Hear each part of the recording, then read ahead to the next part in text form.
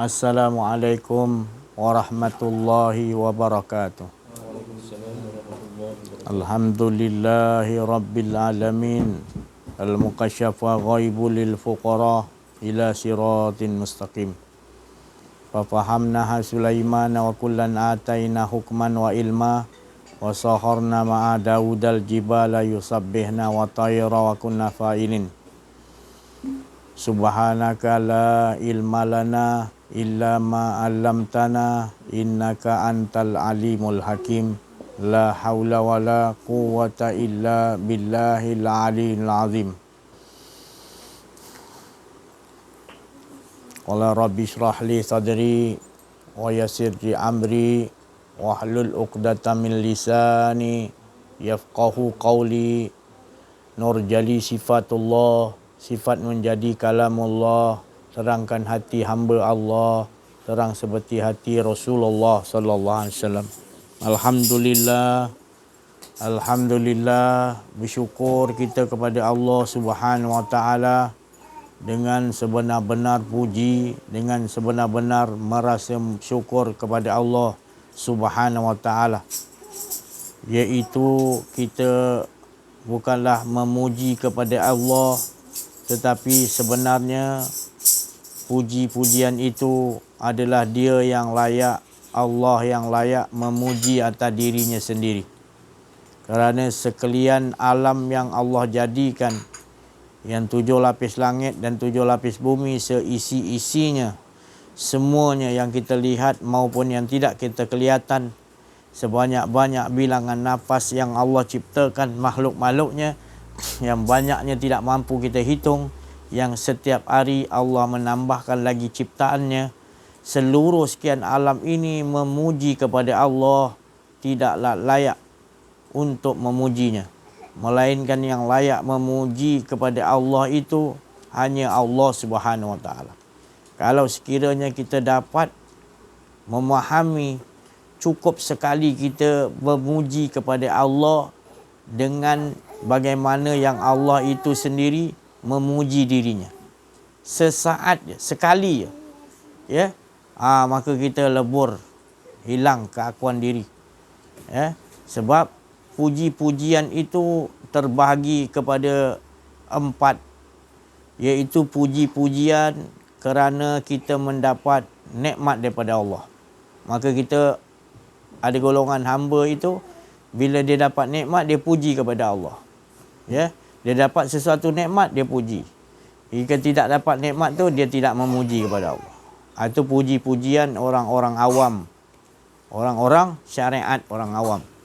Puji-puji orang tarikat adalah puji-puji yang sentiasa dia mengetahui, ya, dirinya sentiasa mendapat nikmat di sisi Allah.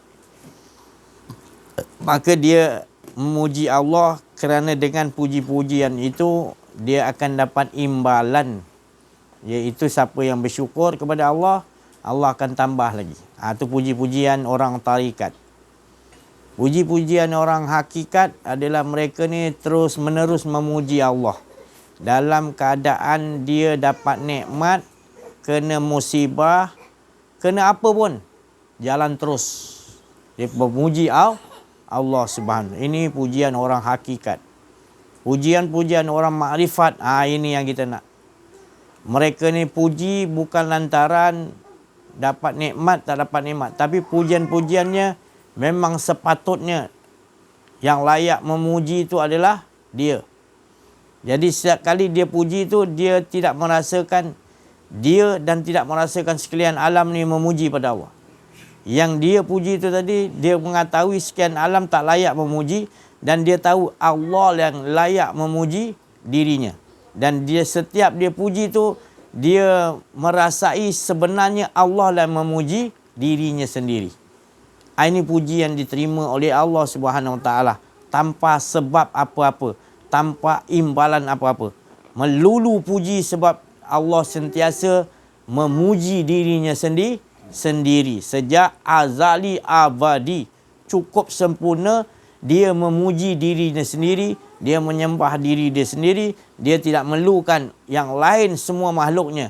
dan semua makhluknya tidak memujinya, Allah tak pun rasa kelang kabut, tak rasa marah, tak ada. Kerana dia dah maha cukup untuk memuji dirinya sendiri terusan, dan apa pun makhluk yang dijadikan sebenarnya semuanya memuji kepadanya dengan cara yang kita tidak mengetahuinya.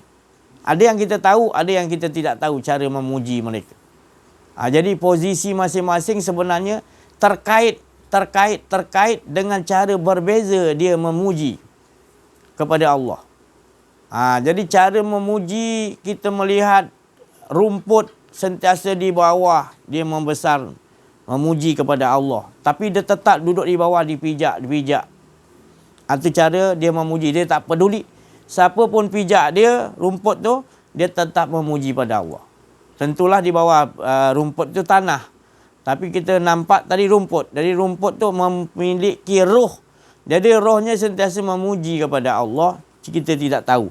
Tapi kita tahu bentuknya tadi dia di bawah. Kita lihat pula pokok yang tinggi sikit. Macam pokok kelapa. Dia naik memuji kepala menjulang sampai daunnya tadi merukuk. Jadi cara dia memuji Allah dengan cara bentuk af'alnya rukuk. Ada kalanya kita tengok pokok tu terus naik tegak, ya terus kita naik tengok.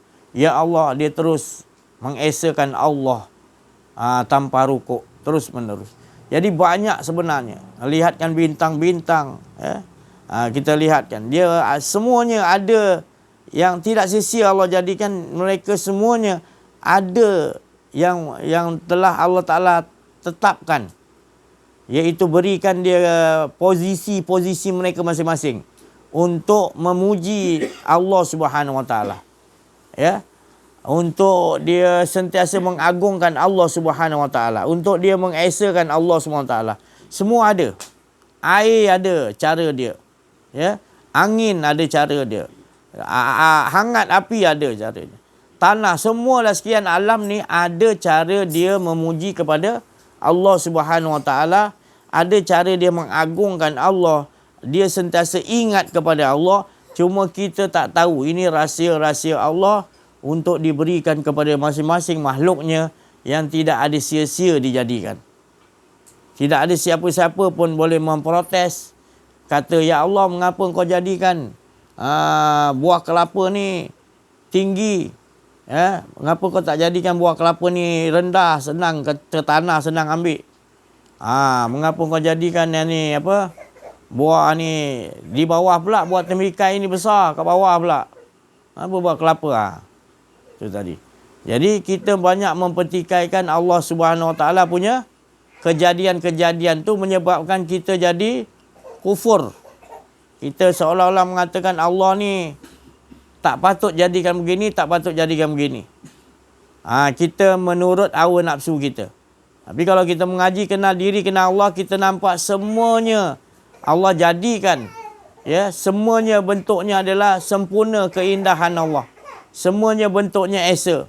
Buah temikai tak boleh ambil bentuk buah kelapa. Buah kelapa tak boleh ambil bentuk buah temikai. Masing-masing ada sifat keesaan yang Allah letakkan. Rasa buah temikai tak boleh ambil rasa buah kelapa. Buah kelapa tak boleh ambil rasa buah temikai. Adilnya Allah SWT diciptakan tadi menunjukkan keesaannya. Kalau kita makan buah temikai rasa buah kelapa, jangan menunjukkan tadi Allah tu maha bijaksana. Dia tak jadikan buah temikai kita makan rasa buah kelapa. Apa saja jenis buah berbeza-beza rasa. Cuba kita perhatikan. Menunjukkan Allah ketunggalan. Esa dia menjadikan af'al tu sendiri adalah berbeza. Apatah lagi sifat dan juga namanya.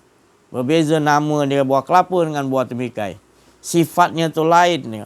Nak tunjukkan esa af'al yang dijadikan, esa nama yang dijadikan, esa sifat yang jadi dan seluruhnya dari keesaan Allah.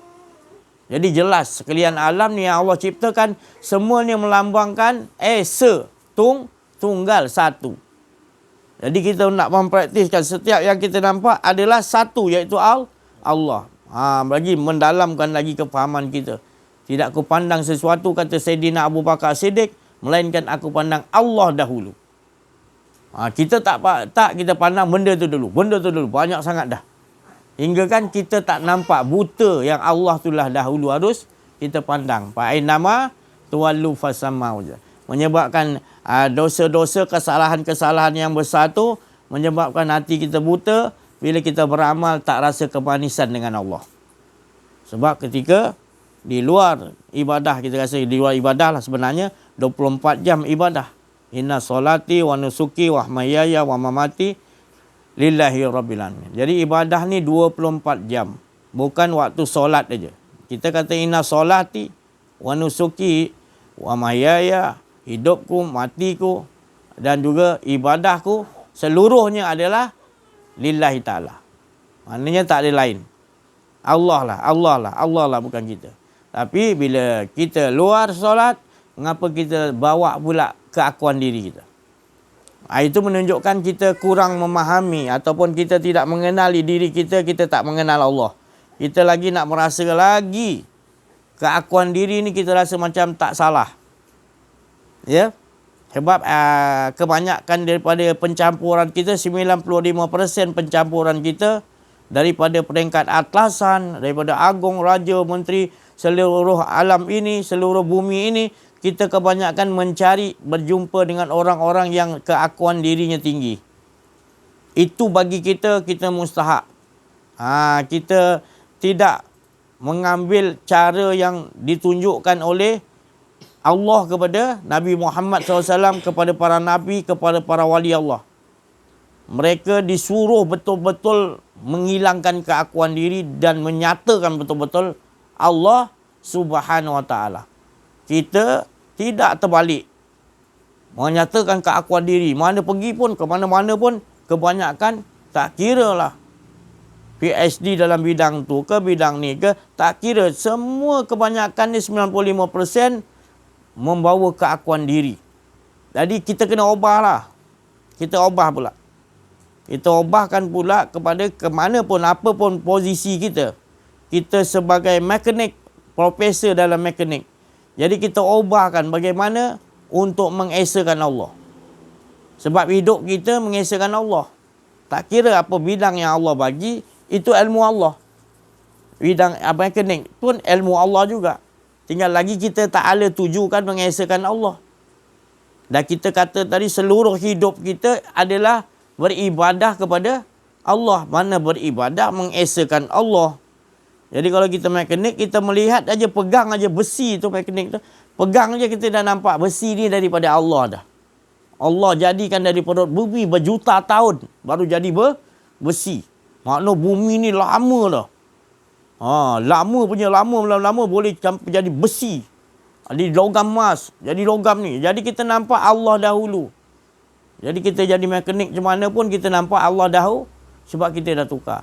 Jadi tak adalah istilah nak kena belajar agama baru kita dapat tauhid pada Allah. Tak. Kita sering tertipu di situ. Sebenarnya apa pun posisi kita yang Allah bagi, mekanik ke, nelayan ke, bertani ke, cikgu ke, apa lagi bidang? Apa pun bidang, ala tujukan kepada Allah. Harus belajar kenal diri, kenal Allah. Pasti kita akan tahu mengesakan Allah menerusi bidang-bidang kita. Sekarang bidang-bidang kita tu tadi semuanya ada ilmu-ilmu Allah, tapi kita tak tahu ala tujukan mengesakan kepada Allah. Sebab kita tak cari jalan. Kita rasa mesti dalam bidang agama, mesti baru boleh kenal diri, kenal Allah. Dan kalau nak kenal diri, kenal Allah dalam bidang agama, mesti selesaikan fiqah, tajwid, Al-Quran, selesai dah habis. Mampus dah pun tak habis juga. Tak belajar juga ilmu kenal diri, kenal Allah. Tak? Jadi benda ni seiringan. Bukan saya cakap tu tak penting. Belajar tu, belajar ni juga. Dan kita akan tahu nanti. Dia, syariat tu tadi kalau terlalu banyak, akan menghancurkan kita. Membawa kita tenggelam. Sebab tak seiringan dengan hakikat wal ma'rifat. Tak boleh. Nabi kata tak boleh. Salah satu pun tak boleh tertinggal. Maka itu kita perhatikan dalam diri kita mengapa. Jadi huru-hara keadaan diri kita. Sebab apa kita pun tak tahu hala tuju ke mana. Yang kita tahu imbalan ganjaran. Imbalan ganjaran. Kita rasa syok sendiri, kita dijauhkan daripada azab neraka. Kita dah mohon pada Allah. Tapi perilaku keadaan diri kita masih lagi berada di dalam azab. Yang tadi kita minta tadi seolah-olah kita minta jauh lagi nak masuk dalam syurga, dan minta dijauhkan neraka tu seolah-olah jauh kita nampak. Jauh. Bukanlah saya cakap syurga neraka tak ada. Tapi seolah-olah kita nampak tu jauh. Syurga tu jauh kita nampak. Jauh kat syurga tu ada buah temikai. Jauh kat syurga tu ada perempuan bidadari. Jauh kat syurga tu, ya Allah, ada air madu. Kat sini pun ada ustaz jual madu lebah. Syurga lah sini. Ustaz, ada madu lebah banyak. Dikumpulkan. Jauh kita nampak di syurga sana ada buah rumam, ada buah delima. Jauh kita nampak, jauh. Seolah-olah. Tapi kita kecapi di sini madu. Kita kecapi haruman kasturi. Kita kecapi dunia ni apa lagi? Wanita. Kita kecapi apa lagi? Banyak kita kecapi tu. Tapi kita tak perasan syurga yang mana satu sebenarnya. Fabi ayyi ala'i rabbikuma tukadziban. Nikmat mana satu tu tadi? Yang kita nak dustakan. Yang sebelum lagi kita dapat di syurga tadi, di sini pun juga Allah bagi nikmat. Tapi Rabbikuma tukadziban tu tadi, Allah tu tadi. Bila kita kecapi di dunia ni buat demikian lazatnya, di syurga juga ada. Jadi apa yang menyebabkan kita jadi berbeza makan buah temikai di dunia dengan berbezanya makan buah temikai di syurga? Apa bezanya? Pemandangan dia ke? Suasana di syurga ke? Apa sebenarnya? Sebenarnya kita tak hayati. Di sebalik temikai itu ada rasa, ada rasa. Rasir min kulli sir. Rahsia di sebalik rahsia sedapnya buah temikai itu pada rasa. Dan rasa itu tidak kita kembalikan kepada yang empunya rasa. Rabbikuma tukadziban. Maknanya kepada Rabbika, kepada Tuhan tu tadi kita katakan tadi. Ya Allah, di syurga ada temikai, di sini pun ada temikai. Di sini sedap, sana pun sedap ya Allah. Tetapi sedap lagi Engkau yang menciptakan. Maka kita telah melampaui daripada syurga, kenikmatan sedap di syurga lagi. Iaitu kita berada nikmat tu dengan Allah. Jangan tinggal sedap tu, kita rasa berhenti kat situ sedap. Cuba tukarkan. Setiap kali apa yang menyebabkan kita suka durian musangking kita makan, kita hayati sedap tu dan kita bawa Engkau lagi sedap. Cuba senikan dia. Rasa tu kita senikan. Allahu Akbar. Tu tadi. Tak boleh panjanglah engkau ni Allah tu mana sampai 4 harakat. Salah. Tapi kalau seni, dia boleh panjang. Susah kalau kita belajar ni. Kalau belajar tajwid ni, ikut mesti 2 harakat, 4 mesti 4. Tapi kalau dia masuk seni, dia tak boleh ikut dah panjang pendek macam tu. Seni ni dia dah lain dah. Kamu tak boleh salahkan dah. Orang dulu-dulu Alhamdulillah Rabbil Alamin. Tu tadi. Dia berdoa, dia baca pun tak betul. Marah huruf salah. Dia sebut Dia baca Alhamdulillahi Rabbil Alamin. Ngalamin juga masuk. Tapi bila dia berdoa, orang-orang yang kita kata dia punya tajwid dia tak betul tu, dia dah belajar cuba betulkan, dia tak boleh. Kan? Tapi dia bila baca, sekali dia baca mustajab. Kalau dia minta turun hujan turun. Kita baca dengan tajwid tu. Dengan Alhamdulillahi Rabbil Alamin. Abdul Rahman Sudais. Dengan setiap lagu. Tapi 16 tahun tak makbul doa. Sebab apa? Bukan Allah tu tak terima. Sebab ada keakuan diri tadi. Orang dulu-dulu dah. Suci bersih hatinya tadi. Ya.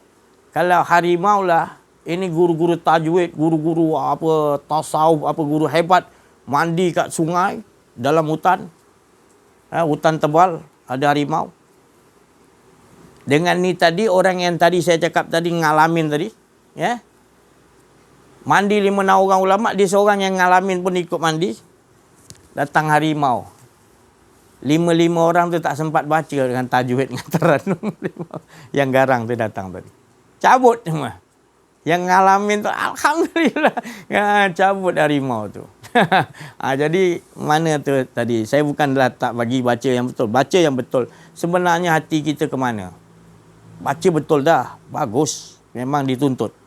Membaca dengan tajwid, dengan dia punya taranum, untuk mencantikkan lagi fasahah dia kan. Logat-logat dia tadi, Arabik dia kan. Tu tadi. Jadi logat Jawa pula. Dia orang ngalamin. Logat Jawa dia mesti tak tinggal kan. Tapi mustajabnya siapa? Mustajabnya orang yang suci sebenarnya. Kita sering bila baca Quran masih lagi dalam keadaan tidak suci. Apa itu suci? Suci itu tidak ada keakuan diri. Cuba bacalah betul-betul Al-Quran tu dengan kehadiran, iaitu kesucian. Bila kita baca dengan kesucian, kehadiran tu tadi, maka kita akan berada di dalam keadaan berdialog. Contoh, bila kita baca Qul ya ayyuhal kafirun, kita tak nampaklah yang Allah tu kata orang kafir tu yang lain. Allah akan kata kita yang kafir. Kita dengar, kita baca, dia yang baca ataupun kita yang merasa, sama je. Kita ni lah sebenarnya yang dipanggil kafir. Tapi kalau kita baca dengan hawa nafsu, ada keakuan diri, bila kita kata Qul ya ayyuhal, kita berkata tu tadi, Allah berkata kepada orang kafir, kita nampak orang kafir itu kat luar. Padahal tu bahasa kat dalam kita. Kita lah kafir. Kenapa kita kafir? Kerana kita kufar. Kerana kita mengaku ada diri lagi, kita lah kafir. Kita lah kufar, menutupkan. Jadi bila kita baca di hadapan Allah, pasti akan datang soalan ataupun jawapan mengatakan apa. Jadi itu yang dikatakan kita baca tu tadi dengan Allah, dengan kesucian. Baru kita akan dapat dibongkar, dibedah siasat. Maknanya betul tak bacaan kita tadi. Tajwid dah betul, bagus. Taranum dah bagus, fasahah dia bagus, logat tu Arabiah dia bagus. Ya, nafas dia pendek, panjang, semua harkat semua cukup cantik dah. Kalau baca tu memang orang kata cantik, molek, sempurna. Tapi dalam segi dalaman masih lagi tak baca di hadapan Allah. Masih lagi baca di hadapan, lepas di kerongkongan saja. Kalau baca betul-betul dengan pengisian, kita akan berhenti nanti. Contoh saya bagi tahu tempoh hari, di mana seseorang tu baca, yang terbiasa dengan baca 30 juzuk tiap malam, bila dibaca di hadapan Allah, cukup dia kata Maliki Yaumiddin aja dia dah dengar suara kazib, penipu. Suara mana datang tu? Allah tak mahu dia lanjutkan lagi. Allah mahu dia dudukkan dulu makom tu sebelum melanjutkan lagi. Fatihah pun tak lepas kalau kita baca di hadapan Allah. Baca tu boleh, tapi Allah akan menjelaskan. Betul ke Maliki Yaumiddin tu engkau tahu, nampak aku yang menguasai semua. Tapi bila dalam kehidupan, engkau aku tengok engkau angkat. Engkau yang angkat, kau tak rasa aku. Dan kau dapat hari-hari yang berlalu, saat-saat yang berlalu, kau rasakan engkau. Kau tak merasa pun sekalian alam ni, akulah yang merajai semua. Nampak. Salah tak kita baca? Memang salah kalau di hadapan Allah. Jadi itu kita kena perbaiki. Akhlakkan diri kita, wahablu minallah dulu. Kita dengan Allah masih lagi tidak berakhlak yang benar-benar betul-betul lagi. Ya. Akhlak-akhlak ketika kita nak tidur, kita bangun tidur. Tu.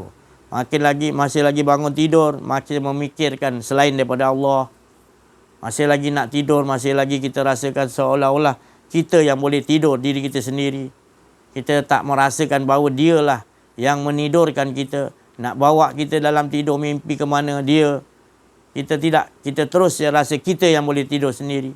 Dalam keadaan kita tidur, dalam keadaan kita lalai kepada Allah Subhanahu Wa Taala. Maka apa yang mengiringi kita di waktu tidur itu? Kelalaian. Maka kelalaianlah. Kalau 4 jam lah kita tidur tadi dalam kelalaian. Tapi kalau mengiringi kita dalam tidur tadi, Allah sampai kita mengingat Allah sampai putus keluar roh kita Allah, maka sepanjang 4 jam kita tidur, 4 jam tu kita tidur dalam keadaan dengan Allah SWT. Rugi masa kita kalau kita tak tidur dengan Allah.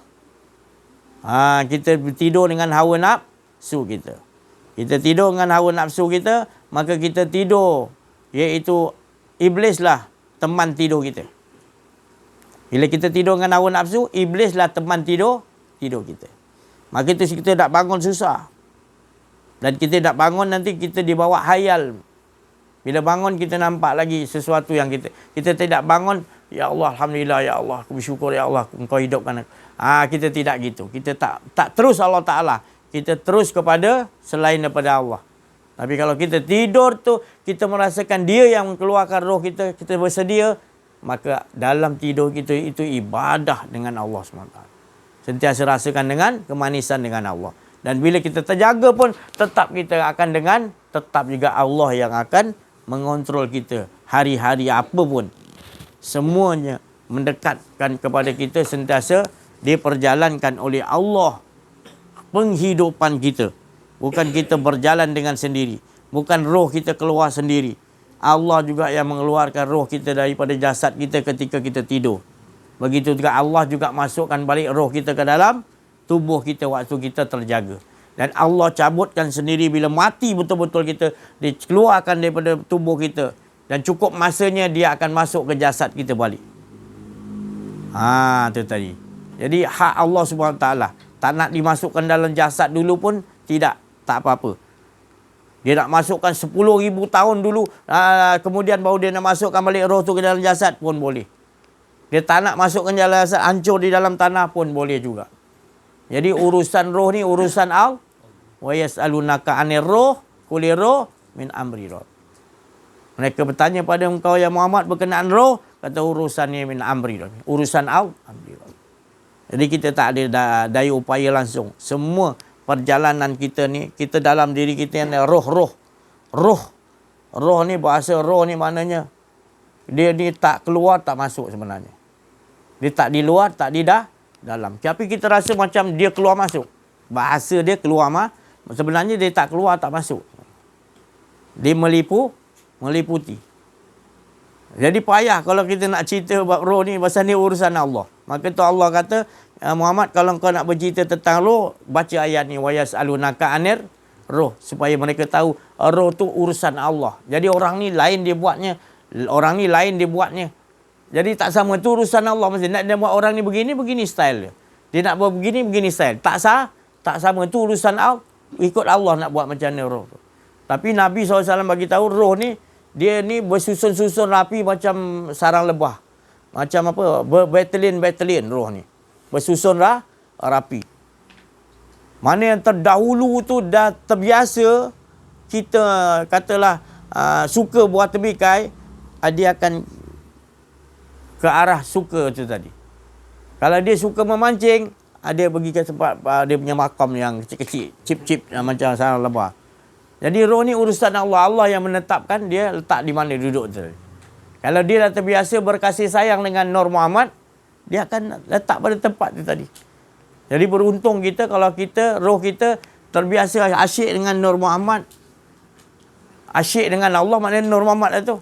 Maknanya beruntunglah. Maknanya ketika dia dunia, begitulah sifat kita.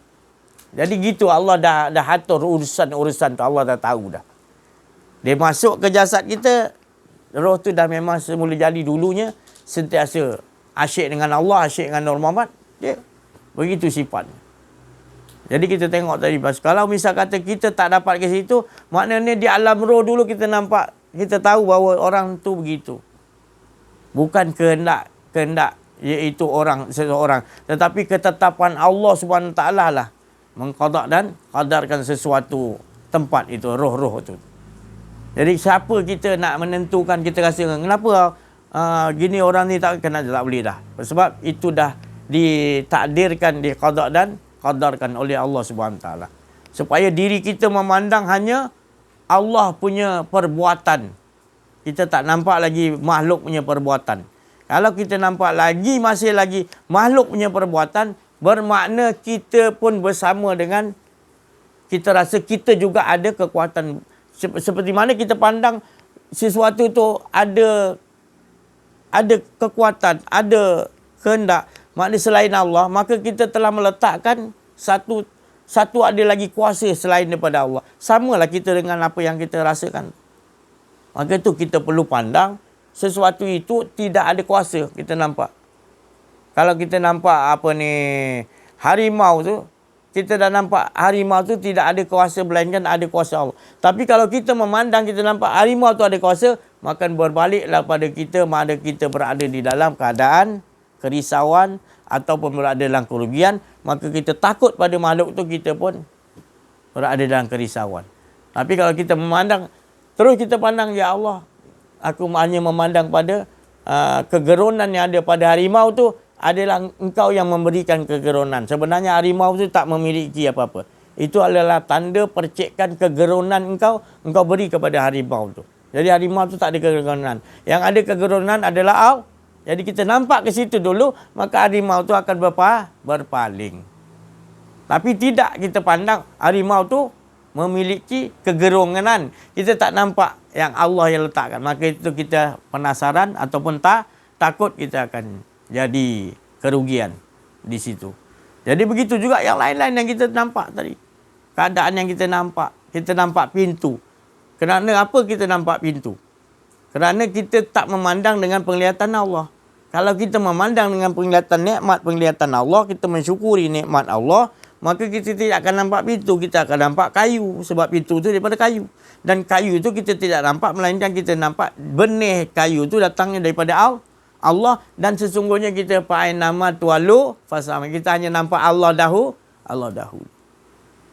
Maka itu kita kena jaga pandangan kita. Wala taqrabu zina. Jangan hampiri zina. Taqrabu. Taqrabunya hampir. Hampirnya maknanya jangan.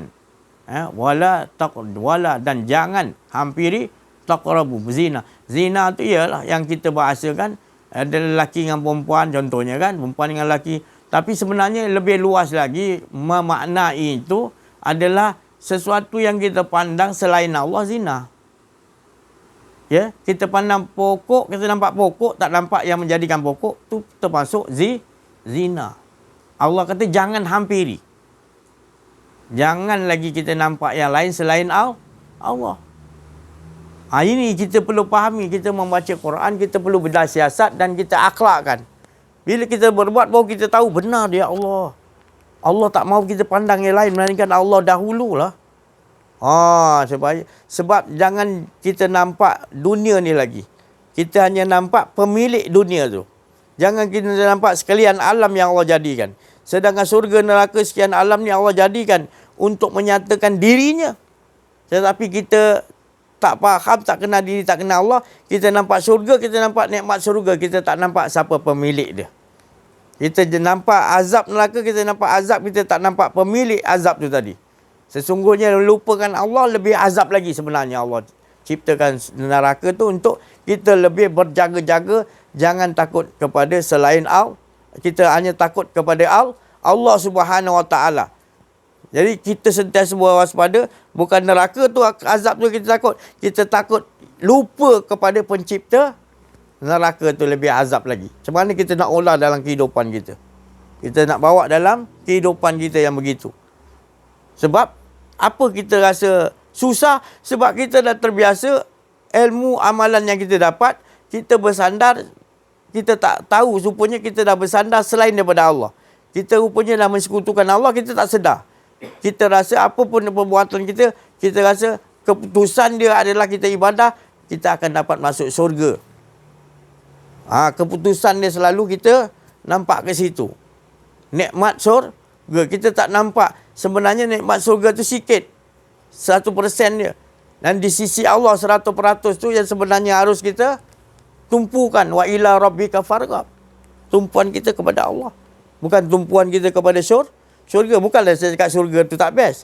Tapi sebenarnya yang lebih bagus, yang lebih sedap tu adalah siapa yang menjadikan nikmat tu.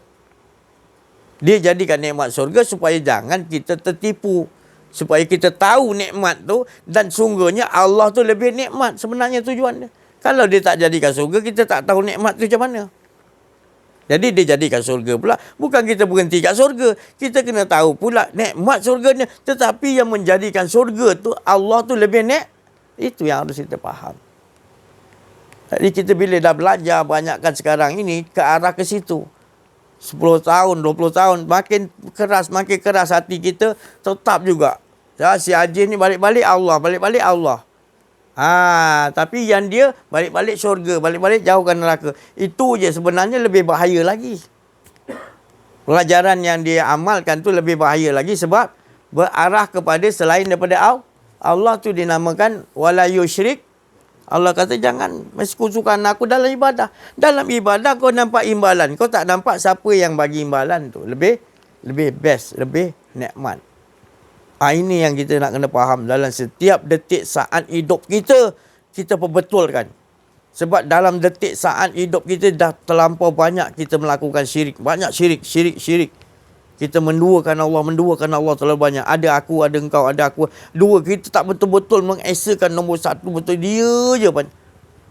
Bila kita mengaji kena diri, kena Allah, baru kita faham, ya Allah banyak yang saya nak kena betulkan. Alhamdulillah. Bila tersedar tu petunjuk Allah, kita berbetulkan. Allah suka kalau orang yang betul-betul nakkan kepada dia betul-betul. Tapi kalau Allah Ta'ala kata kau nak syurga, nanti kau tak payah hadap aku, kau ambil lah syurga. Nanti menyesal nanti kat syurga ada satu nikmat yang paling besar. Hari Jumaat dia nak lihat wajah Allah. Tapi dia tak boleh. Sebab apa? Dia kata dia nak syurga je. Rugi tak? Rugi juga. Jadi gitulah. Kita ni nak kena faham betul-betul. Ya? Apa pun Allah jadikan ni tadi. Linurihi mayyasya. Adalah petunjuk Allah Ta'ala kepada apa pun yang diciptakan untuk nak bawa. Linurihi mayyasya. Maknanya dia nak suluh kita supaya kita nampak dia. Ada tuju kita adalah dia. Hingga dalam kehidupan tak ada keakuan diri. Wa ma ramaita iz ramaita walakinna Allah ram. Saya dah ulang-ulang tu sebab apa? Biar kita mantap, biar faham. Apa ayat tu, tujuan ayat tu. Bukan ayat tu untuk pergi perang je. Perang pun nak pakai. Bukan. Ayat tu 24 jam kita berperang dalaman. Perang supaya keakuan diri kita tak ada. Maka itu kata, bukan akulah. Bukan kau Muhammad. Wa ma ramaita iz ramaita walakinna Allah. Bukan kau Muhammad. Bukan apa pun. Hidup ni bukan kau. Hidup ni hidup Allah. Percakapan. Pendengaran. Kudrat. Bukan aku. Bukan. Itu nak selalu dihidupkan 24 jam. Sebab kita dah terbiasa mengaku diri. Aku angkat ni. Aku tak biar tu Ram. Aku yang solat. Sampai kita cerita dengan orang. Aku. Sebenarnya, bukan kau Muhammad. Allah. Bukan kau. Aku. Tak ada dua pun. Tak ada. Tetap di esa dia je. Inilah Alhamdulillah. Bila kita dapat lagi pada penghujung zaman ni, dapat dengar, dapat jumpa, dapat amaliahkan.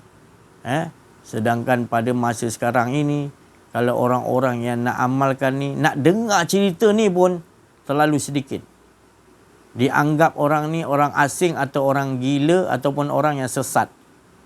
Kerana 95% tadi amalkan ilmu keakuan diri.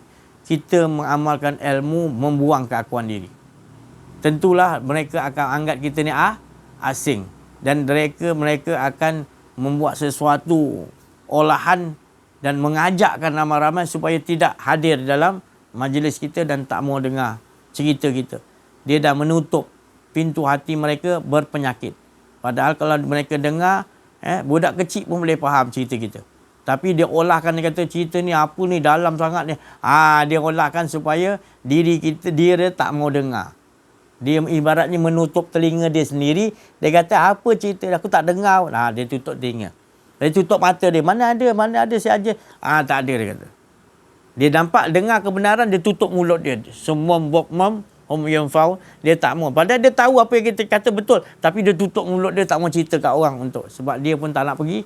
Sebab hati dia, fi gulubihim marah, hati mereka berpenyakit. Itu yang kebanyakan 95%. Baik dia tinggi ilmu ke tak yang penting. Yang penting hati dia nafsu dia masih nafsu. Ilmu dia tinggi, PhD dari 10. Bidang agama ke bidang apa falsafah ke macam-macam, cerdik pandai. Tetapi nafsunya masih lagi amarah atau lawam. Masih tak beres lagi dengan Allah. Masih ada lagi sifat-sifat riak, takbur, sombong, ujub, bangga diri, aku diri, merasa keakuan diri terlalu tebal. Tapi ilmunya tebal juga. Maka itu Rasulullah kata, inilah yang akan makin rosak diri dia. Lagi banyak ilmu, nafsu dia, nafsu amarah makin jauh dengan Allah. Sebab iblis sendiri pun banyak ilmu, makin jauh dengan Allah sebab akbar. Maknanya, bangga besar diri tadi. Tapi kalau dia belajar kenal diri, kenal Allah, dia akan hilangkan diri dia sampai dia tak ada rasa pun sikit ada diri dia. Beruntunglah dia. Ya, jadi alhamdulillah kita dipilih oleh Allah Subhanahu Wa Taala, berada di tempat yang cukup diamankan oleh Allah Subhanahu Wa Taala. Saya tak memerlukan banyak. Kita tak memerlukan ramai orang. Sebenarnya cukup kita dipilih oleh Allah. 5-6 orang ni pun cukup. Alhamdulillah, syukur ya Allah. Kita diselamatkan Allah. Bila banyak lagi, kenapa Allah pilih kita? Bukan kita ni hebat. Bukan kita ni banyak amalan. Bukan kita banyak sedekah. Bukannya kita baik. Bukanlah apa. Semua bukan. Tapi semata-mata rahmat dan kurniaan Allah pilih kita. Allah pilih kita.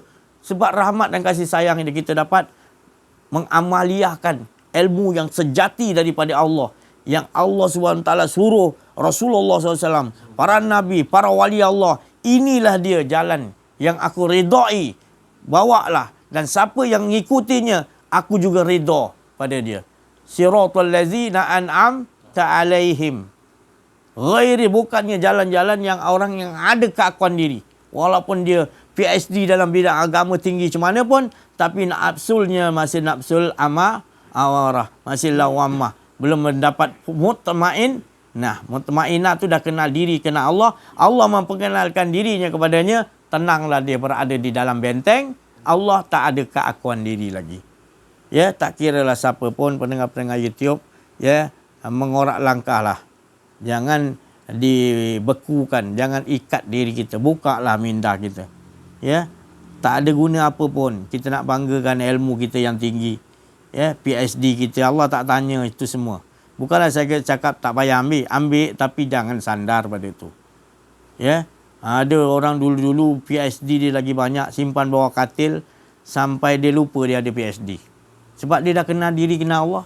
Takut dia nak mempamerkan di dinding-dinding PhD dia. Orang datang, oh aku ada PhD, malu dia di hadapan Allah. Sebab dia dah kenal diri, kenal Allah. Malah dia sorokkan dah berabuk-abuk dah berpuluh tahun. Dia tak tunjuk adil. 10 PhD, sijil-sijil daripada raja ni. Tak ada dia tunjukkan orang, rumah dia tak ada apa pun kita tengok. Tak ada apa benda ciri-ciri ada kitab banyak ke. Tak ada. Dia sorok semua tu.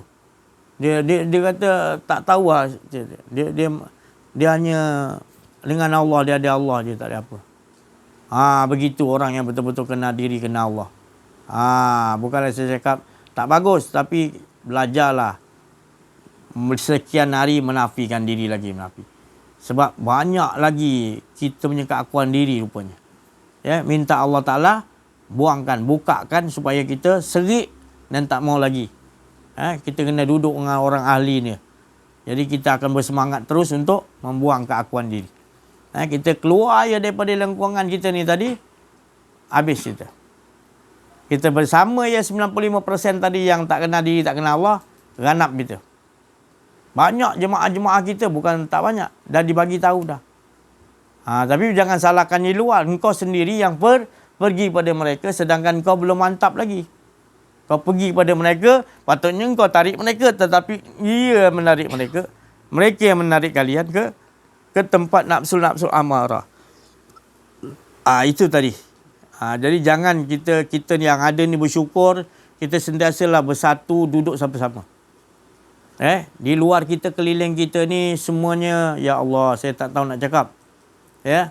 Banyak yang kebanyakan kita jumpa, minta maaf, di luar-luar sana, kebanyakannya adalah yang membawa akuan-akuan diri. Cerita-cerita keakuan-keakuan diri. Banyak kalau kita campur lebih-lebih, nanti takut gelap pula hati kita. Lain yang kita dah mantap, kita jumpa mereka, kita ajakkan mereka dengan kita, alhamdulillah. Ya, alhamdulillah, saya rasa cukup sampai situ dulu. Minta pencerahan lagi kepada Al-Fadil Ustaz Ahmad Auza'i Al-Masri dan juga Syekh Latin dan Pak Lang, insya-Allah. علم لنا إلا ما علمتنا إنك أنت العليم الحكيم سبحانك لا علم لنا إلا ما علمتنا إنك أنت العليم الحكيم سبحانك لا علم لنا إلا ما علمتنا إنك أنت العليم الحكيم يا حي يا قيوم برحمتك أستغيث يا حي يا قيوم برحمتك أستغيث لا إله إلا أنت سبحانك إني كنت من الظالمين لا إله إلا أنت سبحانك إني كنت من الظالمين رضينا بالله ربا وبالإسلام دينا وبمحمد نبيا ورسولا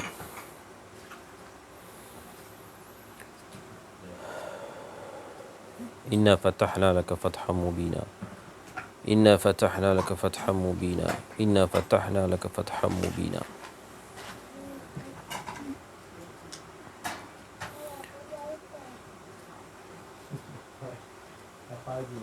InsyaAllah kita akan tengok kepentingan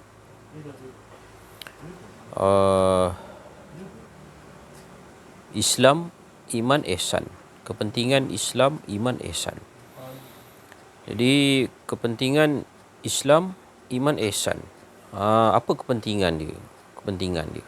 Apa peranan dia? Kalau kita nak cerita panjang-panjang berjela, payah faham panjang cerita dia. Jadi kita cerita dalam satu analogi yang pendek, analogi yang ringkas. Saya nak analogikan Islam, iman, ihsan ni seperti bola sepak. Bola sepak. Jadi kenapa tu? Kenapa nak cerita malam tu? Malam ni benda tu. Kerana tadi Syekh Abdul Aziz ada terangkan tentang orang yang dia kuat sangat syariat dia. Banyak sangat syariat dia. Bukan tak boleh, bukan tak bagus. Bagus. Memang kita kena kuat syariat kita, memang kena. Memang kita kena betul-betul. Syariat ni memang betul-betul tak boleh sikit, memang kena banyak. Syariat ni memang kena sempurna. Udkhulu fi silmi kafah. Memang betul. Gigit dengan gigi geraham syariat tu. Tapi syariat saja tak cukup. Tak cukup. Syariat saja tak cukup. Syariat saja tak cukup. Buktinya, teringat sekarang ni saya satu pasal syariat ni tersebutlah satu cerita yang kita sama-sama lihat. Ketika mana satu pemerintahan Islam yang kita semua sokong, kita semua dambakan, kita semua sayang, kita semua nakkan dia berjaya, dan berjaya dah pun naik memerintah negara Mesir yang selama ini diperintah oleh kuku besi. Naiklah orang hafiz Quran yang bernama Said Mursi. Dia orang Mesir, dia memang panggil Said. Dia panggil Presiden Said. Jadi naiknya Mursi ni menjatuhkan Said Husni Mubarak yang memerintah berpuluh tahun dan banyak orang tak puas hati. Naik dia hanyalah lebih kurang 1 tahun. Kerana salah satu sebab ni lah. Slogan yang dibawa tu memang syar'iyah. Jadi bukan tak bagus, bukan tak boleh, tetapi inilah peranan nak cerita. Syariat saja tak cukup. Dia kena berjalan tiga-tiga. Islam, iman, ihsan tu kena jalan tiga-tiga serentak. Jadi saya nak analogikan dengan bola sepak. Jadi hadis Saidina Jibril ini, dia datang Islam, iman, ihsan dengan as-sa'ah. Dengan as-sa'ah. Mata sa'ah. Jadi kalau kita tengok bola sepak, dia punya kerangka yang luar tu, dia punya kecantikan dia tu, kecantikan bola sepak tu, dengan ada heksagonnya, dengan dijahitnya, menjadikan bulat, sempurna, indah, berkilat. Itu Islam. Iman apa? Iman tu di balik kulit luar bola sepak tu, dia ada getah. Kalau tak ada getah tak boleh. Memang takkan jadi bola. Pam angin macam mana pun, angin tu terlepas. Jadi di sebalik daripada cengkerang kulit yang cantik tu, ada getah yang tebal,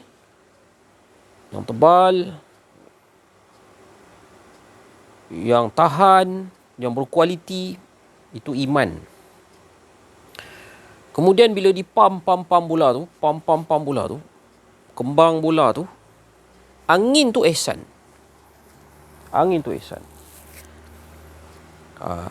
Jadi bila kita tendang bola tu, masuk gol, itu as-sa'ah.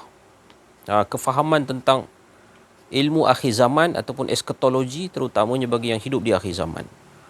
Tak boleh juga kalau bola saja dah cantik, dah kukuh, dah cekang angin dia, tak tendang masuk gol, tak jadi.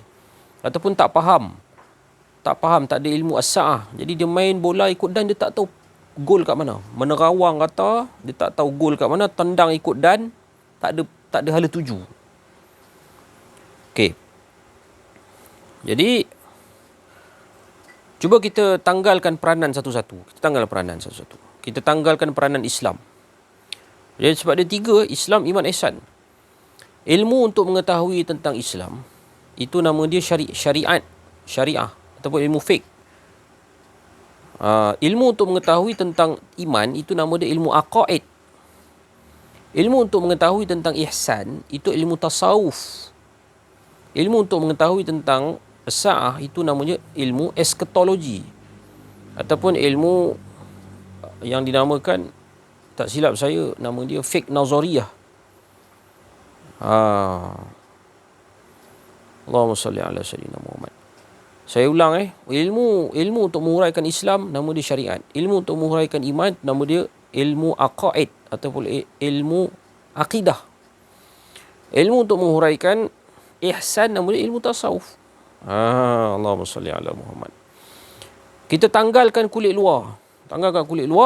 Jadi kita nak pam angin tu, tak sudah-sudah. Kita nak pam angin tu, dia getah tu boleh mengembang jadi tak sempurna. Tak boleh nak buat apa, tak boleh nak pakai, tak boleh nak tendang, tak boleh nak pakai. Ibaratnya kalau getah kereta tu, tayar kereta dalam tu, kita boleh buat pelampung je lah. Tak boleh nak jalan kereta sebab dia punya kulit luar cengkerang dia tak ada.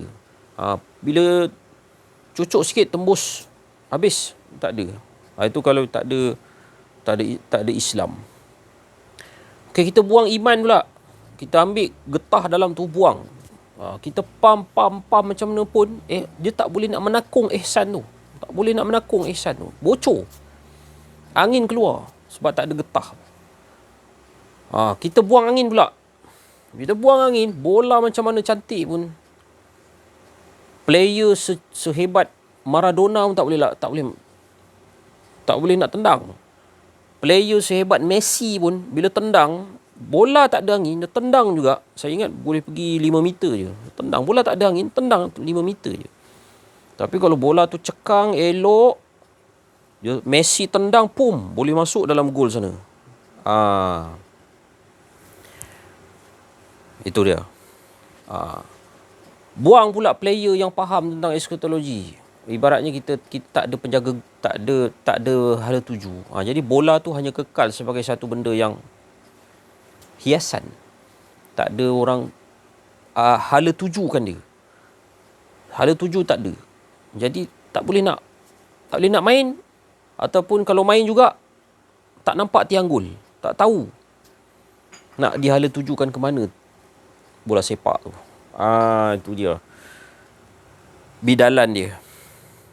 Jadi sekarang ini, Allahumma salli ala sayyidina Muhammad. Orang mengejar ilmu Islam banyak-banyak. Banyak-banyak dia belajar tentang Islam. Dia belajar tentang tawarikh, dia belajar tentang hadis, dia belajar tentang tentang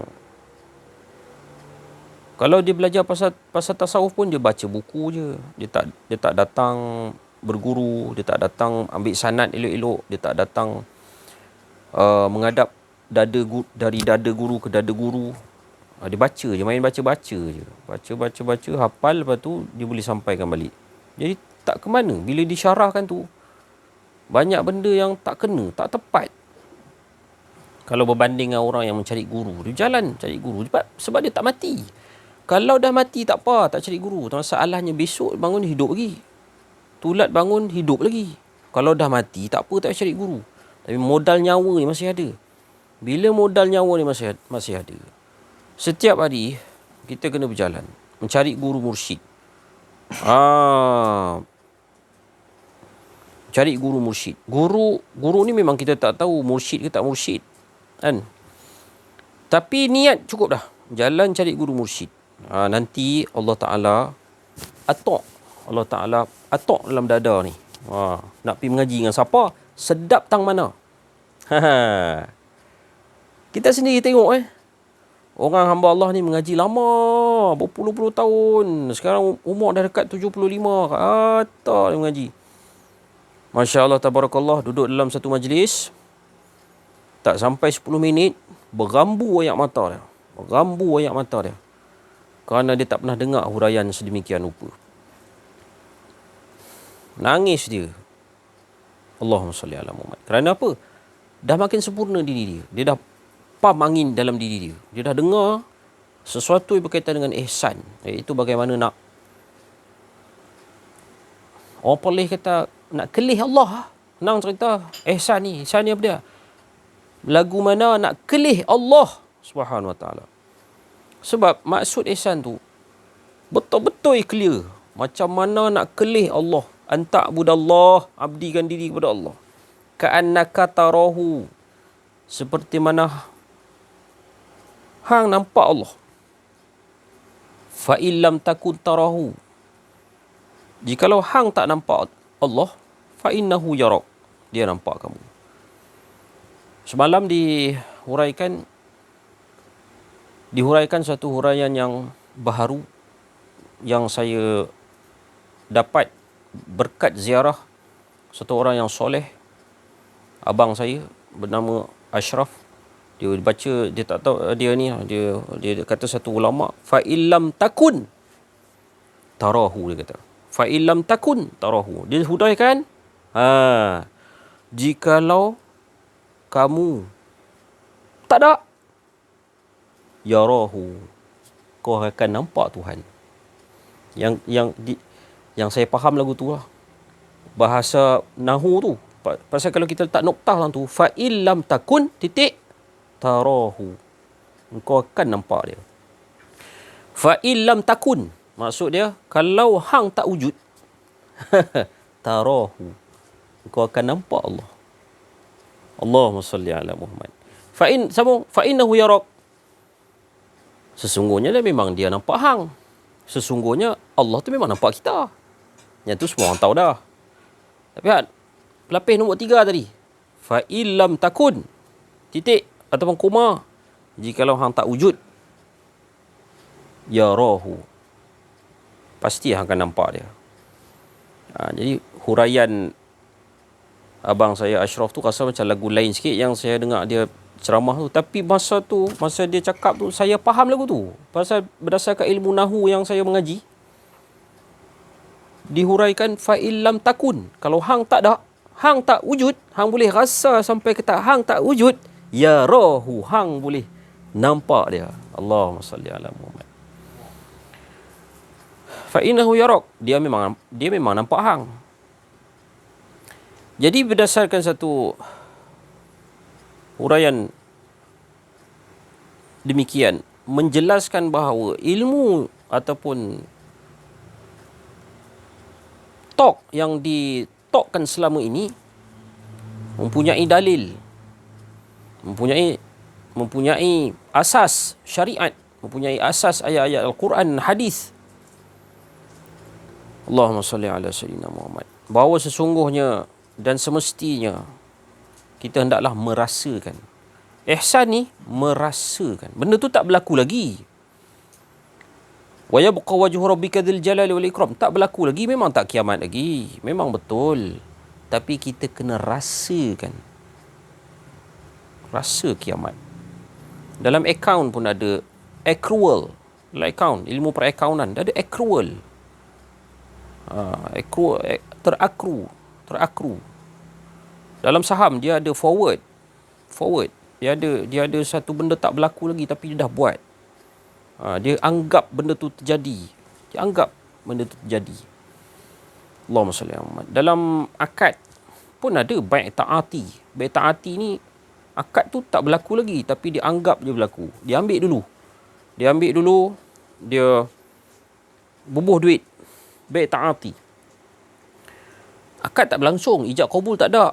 Penjual tak ada tapi ambil dulu bubuh RM1 kat mangkuk kat sekolah kan, ambil je sekali pap, bubuh 5 kupang kat mangkuk. Baik taati nama dia, walaupun tak ada ijab kabul, sah. Jadi dalam ihsan anggap je kita tak ada, dalil pun banyak. Fa illam takun tarahu, tu dalil. Anggap je, kau rasa kau tak ada, fa inna yarahu, kau akan nampak dia. Jadi lebih baik kita berdoa supaya kita ni dapat merasai ihsan tu berbanding kita menolak hal ini. Kerana dia adalah merupakan satu paradigma yang paling tinggi. Lakukanlah anjakan paradigma ini sebelum terlambat. Dan dia punya zikir dia tidak lain tidak bukan ialah la ilaha illallah, la ilaha illallah, la ilaha illallah. Wabillahi taufiq wal hidayah. Assalamualaikum warahmatullahi wabarakatuh. Hadana li hadza wa ma kunna linahtadi laula an hadana Allah. Ashhadu an la ilaha illallah wahdahu la syarika lah. وأشهد أن محمدا عبده ورسوله صلى الله عليه وعلى آله وصحبه حق قدره ومقداره العظيم. Alhamdulillah, setinggi kesyukuran kepada Allah Subhanahu Wa Taala yang mana dengan limpah kurnia hidayah, taufik, tunjuk dan inayah, rahmat dan kasih sayang daripada Allah Subhanahu Wa Taala, maka alhamdulillah Allah Subhanahu Wa Taala mengatur dan menyusun kita berada dalam majlis Allah Subhanahu Wa Taala. Majlis kita mentauhidkan Allah Subhanahu Wa Taala sebagaimana Allah Subhanahu Wa Taala mengesahkan dirinya sendiri. Itu majlis kita nak mengesahkan Allah Subhanahu Wa Taala. Majlis kita nak kenal diri dan kenal Allah Subhanahu Wa Taala. Alhamdulillah, dengan kalimah la ilaha illallah Muhammadur Rasulullah. Itu kita nak nafikan kita ni tidak ada. Tidak ada apa. Tapi Allah SWT yang ada, yang berkuasa di atas segala-galanya. Inna Allah ala kulli syai'in qadir. Sungguhnya Allah SWT berkuasa di atas segala sesuatu. Jadi alhamdulillah, Ustaz beritahu tadi, semua makhluk-makhluk Allah Ta'ala ni memuji Allah SWT. Masya Allah, berzikir, memuji Allah Ta'ala. Tidak ada satu pun makhluk selain daripada manusia dan jin ni, semuanya Allah Ta'ala ciptakan.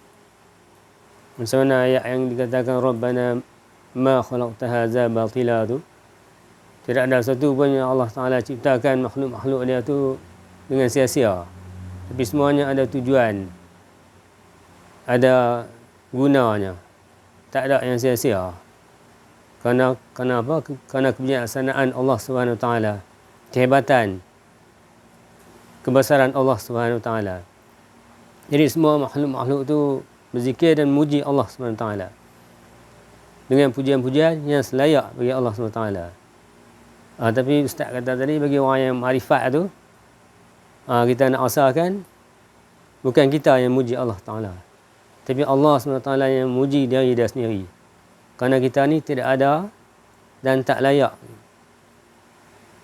untuk kita nak puji Allah SWT. Walaupun kita, lidah kita dan sebagainya, tapi kita nafikan keakuan diri kita tu. Tidak ada kita, tapi Allah SWT yang muji diri dia sendiri.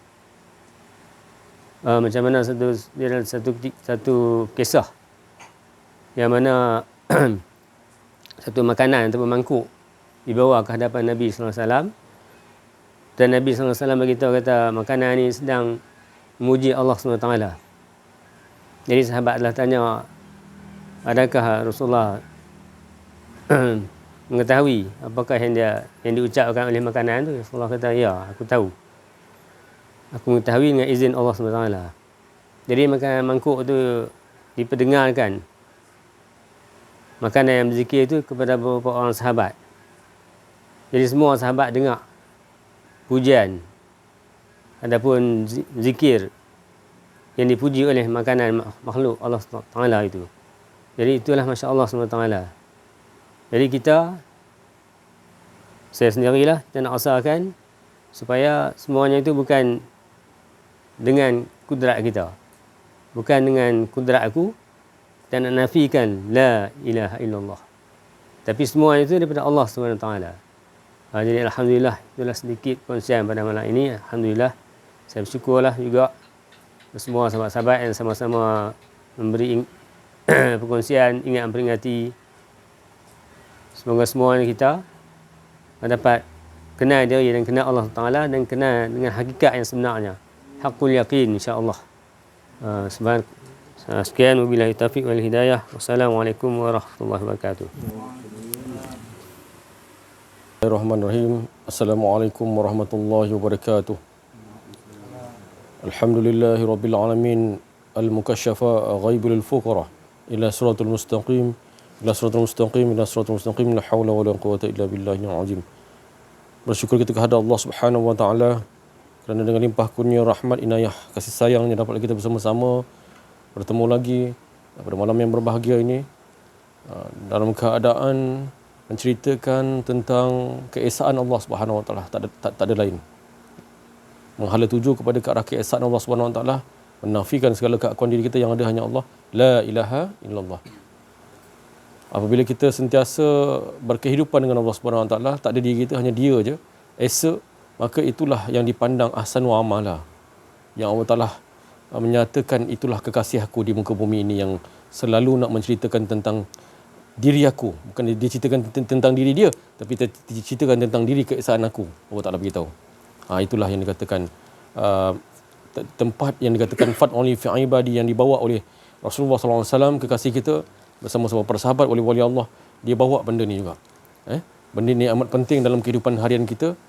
Penting dalam kehidupan harian kita ni, yang dah akhir zaman. Rasulullah beritahu dulu, ini yang dulu pun dengan para sahabat pun dia kata dah akhir zaman, ini 1400 tahun dulu, ini pun dah akhir zaman, penghujung lagi. Jadi kita dah sepatutnya kita dah bawa lebih awal lagi. Tapi benda ni saya beritahu dah lama kita tinggalkan benda ni. Bila dah lama kita tinggalkan benda ni, kita dah marilah kita sama-sama kembali kepada Allah. Apa dia? Itulah kenal diri, kenal Allah. Itu takluk dia nak kenal Allah Subhanahu wa taala, kenal diri, kenal Allah. Pernah saya mengajukan soalan, bermuzakarah sedikit saja dengan seorang ustaz. Kita sembah Allah. Masa saya di Melaka dulu, kita sembah Allah. Kita kenal tak orang yang kita sembah tu? Itu perkataan sembah lah. Kita dah biasa-biasa semayang kan. Tu masa time saya lah tu. Time kejahilan saya. Tapi alhamdulillah saya berhubung juga dengan guru. Kita sembah Allah. Siapa yang kita sembah tu sebenarnya? Kenal kita siapa yang sembah tu? Jadi pertukaran perkataan sembah tu bertukar kepada solat. Solat itulah yang dikatakan menyambung. Jadi saya cakap dengan dia, ustaz tu, ini dia tak cerita depan saya tau. Tu dia tu. Dia cerita dengan orang lain. Kawan baik saya juga. Sampaikan kat saya juga. itu dah tinggi punya maqam tu, dia kata. Apa yang maqam tinggi sangat tu? Saya cakap, mana ada maqam tinggi? Itu asas. Kita kena kenal, nak buat sesuatu kena kenal dulu. Kan? Nak takluk, nak kenal, kena kenal diri dulu. Itulah. Saya peringkat kejahilan saya daripada bawah, kan? Daripada bawah, peringkat saya nak belajar ni, bawah. Last sekali bawah sekali. Bukan saya cakap bawah naik atas, tak ada. Saya tak naik, saya tak naikkan keakuan diri saya, tak. Saya nak bawah, daripada bawah lagi, bawah tanah lagi, bawah lagi tanah, bawah lagi. Bawah daripada tanah lagi. Itu kita nak. Itu abdi ni. Saya nak gitu. Bukan macam Syekh Aziz beritahu dulu masa bertemu dengan saya selalu di Keramat, payah kita nak jadi orang seperti pengemis, dia kata. Orang dah tinggi kaya, bukanlah kata kaya tu duit saja, bukan. Dia dah ni keakuan diri, kaya tu kan, kaya lah. Dia nak tunduk bawah tu bukan mudah. Kita kaya nak duduk nak pergi minta sedekah. Lebih kurang gitulah. Jadi saya Allah Ta'ala hajar saya, kan, mulia lagi pengemis. Sampai saya pergi mana-mana pun tengok orang yang dekat tepi jalan, saya anggap dia itulah orang yang paling mulia daripada aku. Aku yang paling teruk sekali. Saya cakap dengan rumah saya gitu. Saya pergi Kelantan, saya pergi mana, semua saya cakap tu semua wali-wali Allah semua tu. Walaupun saya tak tahu tu wali Allah, tapi saya anggap dia mulia. Wali Allah tu saya anggap dia mulia lah. Kan? Itu yang sebenarnya. Tapi sebenarnya bukanlah saya kata ya, ustaz tu tak bagus. Saya lagi sanjung ustaz ni sebenarnya. Saya lagi sanjung daripada saya skor rendah dulu. Saya lagi sanjung ustaz orang yang paling mulia di sisi Allah SWT. Kan? Tapi saya mengajak bila kita dah diberi faham oleh Allah SWT, kita ni sama-sama ruhama bainahum, nak ajak kasih sayang, iaitu apa? Mengesahkan Allah SWT. Mana yang belum difahamkan oleh Allah SWT, bila dengar, insya-Allah mudah-mudahan Allah Taala detikkan hati dia untuk dengar sama-sama. Kita kembali kepada Allah dengan kenal diri, kenal Allah ni. Sahabat saya di Kuala Lumpur, Syed Hafiz, bukan orang mengajar dia, tapi Allah Taala hajar dia sendiri dengan keadaan apa? Dengan keadaan yang ditegur oleh Allah Subhanahu Wa Taala. Ditegur, macam mana keadaan dia? Dia type kenal diri, kenal Allah. Inilah. Saya tak rasa saya rakam. Saya tak rasa diri saya yang rakam benda ni. Kan? Malah saya sebelum saya bersara pun, saya Allah Ta'ala detikkan begitu, saya tak tahu. Itu semua datang daripada Allah, saya tak tahu. Tiba sampai masa dia, baru pergerakan rakaman ni berjalan. Saya tak tahu. Tapi saya tak rasa saya rakam. Dan dulu kalau saya rasa saya rakam, ya Allah, ampunkanlah aku ya Allah. Ampunilah dosa aku ya Allah dengan ada keakuan diri yang aku rasa aku yang buat ni. Itu semua kita nak kena buat dalam kehidupan harian kita. Nafi, macam Pak Lang cakap tadi, nafilah keakuan diri kita yang ada hanya Allah. Nafi. Kita buat ni tak ada rasa diri kita. Buat juga, memang buat, nampak perbuatan tu, tapi nafi betul-betul. Nafi. Belajarlah. Bermula daripada belajar, nafikan keakuan diri yang ada hanya Allah, dan seterusnya jangan lupa Rasulullah bagi tahu, belajar dan mengajar. Mengajar tu bukan saja dengan manusia saja, tapi dalam diri kita ni. Ajar diri kita. Ajar diri kita ni nafikan keakuan diri. Nafi. Itu benda yang Allah SWT akan bagi. Wazidnahum huda, petunjuk. Apa pun adab-adab yang ada kat dalam, yang patut kita buat. Adab ni penting. Adab akhlak penting. Penting. Tapi kita tak rasa kita yang nak jaga adab tu. Nanti Allah Ta'ala akan ajar. Bila kita nafikan keakuan diri kita, satu aturan demi aturan Allah Ta'ala akan ajar. Contohnya, anak kepada bapa. Dia tak tahu adab-adab ni. Tapi nanti satu hari Allah Ta'ala akan ajar dia. Dengan ada apa ni? Dengan dia buat apa? Dia ni, asal muamalah tu apa? Menafikan keakuan diri. Nanti Allah Ta'ala akan ajar adab tu. Saya teringat saya di Makkahul Mukarramah. Bersama-sama dengan Syekh Aziz buat mengerjakan ibadah umrah. Kita takut first time kita nak pergi, kita nak pergi, takut kita ada adab, macam-macam boleh jadi kan. Tapi Allah Ta'ala hajar satu doa, saya ingat lagi, ya Allah, tolong kau ajar adab-adab ya Allah, aturlah adab-adab aku dengan kau ya Allah. Jadi satu-satu Allah Ta'ala tunjuk. Jadi doa tu yang diajar, saya dapat sendiri langsung daripada Allah Ta'ala. Doa pendek je doa tu, ya Allah ajarlah kau, aku tak tahu nak beradab dengan kau ya Allah dalam keadaan tempat kau yang suci ni ya Allah. Ajarkan aku ya Allah adab-adab ni. Jadi doa tu datang daripada Allah. Saya masa tu tengah jahil lagi tu. Saya nak cakap lah, tengah jahil lagi tu. Tengah main-main lagi tu. Tapi dengan tengah main-main lagi tu, Allah Ta'ala atur juga. Tu saya cakap. Bukan saya cakap saya ni bagus sekarang ni. Tak, sama juga. Nak mengubah juga hidup saya daripada tong najis tadi, nak keluar sama juga. Saya pun jahil juga. Tu saya cakap tadi. Kalau daripada bawah saya belajar, kan? Bukan saya nak naik, saya nak tahapan saya naik ni, tak. Saya nak bawah kalau boleh bawah lagi. Tak ada. Sampai tak ada. Itu dia. Orang belajar dia nak naik. Tadi saya nak turun. Biasa abdi saya nak. Minta macam Rasulullah SAW. Tak mampu kita. Tapi itu Allah Ta'ala akan aturkan keadaan tu. Yang itu kita nak. Jadi sama-sama lah kita apabila dengar ni, jangan saja dengar, tapi bawalah dalam kehidupan harian. Dan bukan saja bawa, ajaklah sama-sama sahabat-sahabat kita, keluarga kita, sekadar mana yang Allah Ta'ala letakkan, sekadar mana yang kita nak usahakan untuk kita. Usaha pun kita kata daripada usaha Engkau ya Allah. Tu supaya kita sentiasa mentauhidkan Allah Subhanahu Wa Taala, membesarkan Allah Subhanahu Wa Taala, mengagungkan Allah Subhanahu, menombor satukan Allah Subhanahu Wa Taala. Tak ada lain. Yang tu yang kita nak. Bahagia kita. Bahagia kita. Tak tahu nak cakap bahagia macam mana. Bahagia, tenang, setenang-tenangnya. Semua kita akan dapat nikmat di sisi Allah Subhanahu Wa Taala. Sekadar itu saja daripada saya. Wabillahi taufiq wal hidayah.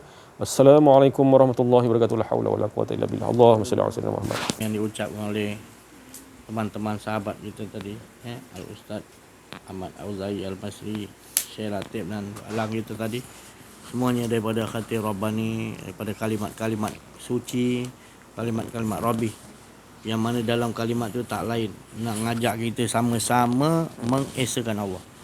Maknanya sama-sama kita dapat keberuntungan. Keberuntungan yang mana yang tak ada lagi keberuntungan yang lebih tinggi level dia, melainkan keberuntungan yang Allah sendiri hendakkan kita pulang kepada dia, lebur balik, yang menyatakan betul-betul diri Allah sebenarnya, keesaan Allah sebenar-benar. Itu yang namanya kemenangan yang besar, yang mana kita mengikuti jejak langkah Nabi Muhammad sallallahu alaihi wasallam, para nabi, para wali-wali Allah. Alhamdulillah, kita masih lagi tidak berganjak, diberi keteguhan, diberi kekukuhan, diberikan oleh Allah kerana Allah mempunyai sifat daim berterusan, diberi kepada kita berterusan mengesakan Allah. Alhamdulillah, bersyukur kita. Saya rasa cukuplah sampai situ dulu. Terima kasih banyak-banyak atas semua perhatian, dan mohon sangat maaf banyak-banyak atas kesalahan saya ataupun rasa keakuan diri dalam menyampaikan. Wa'fu minkum, wabillahi taufiq wal hidayah. Assalamualaikum warahmatullahi wabarakatuh. Allahu Akbar. Doa ala Nabi.